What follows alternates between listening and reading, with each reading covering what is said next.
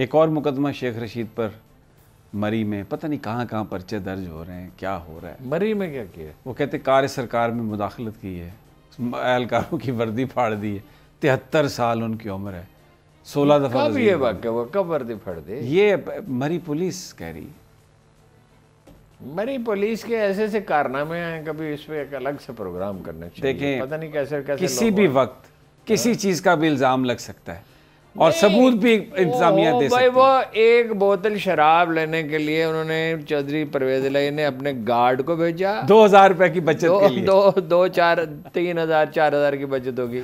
Guard को भेजा, आप भी जाते होंगे कार से, हम भी जाते हैं। 10,000 रुपए का पेट्रोल खर्च होता है तकरीबन, कम बेश, आने जाने के को 15-20 हज़ार रुपये का। और फिर ये कि अपने गार्ड को भेजा, अपने ड्राइवर को भेजा, फिर उन्होंने बता भी दिया कि हम इस काम के लिए जा रहे हैं।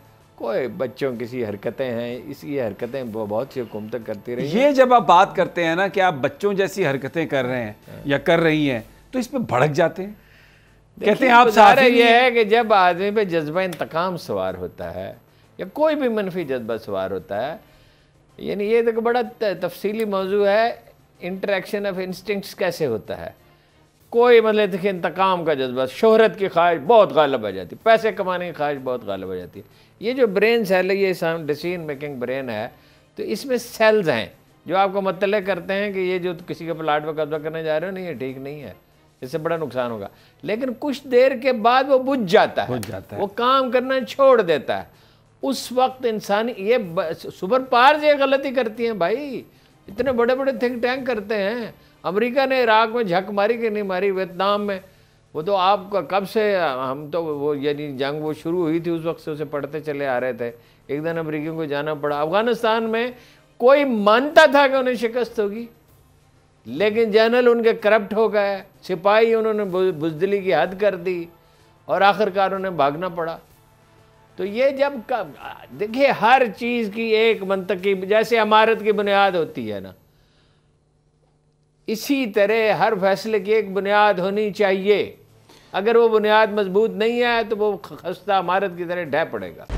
खूने नाहक बहुत पी चुकी ये जमीन, अब कोई दिन में ये खून उगलने को है। खत्म हो जाएगी ये तमाशागरी, वक्त पलटेगा रोजे जजा की तरह। ये जो पेशावर में ताजा लहू है बहा, एक क़यामत करेगा फलक पर बपा। गम की सलमनाक घड़ी में बोल सानह पेशावर में शहीद होने वालों के लवाहिकीन के साथ। सब्सक्राइब करें और बेल दबाएं ताकि कोई खबर रह न जाए।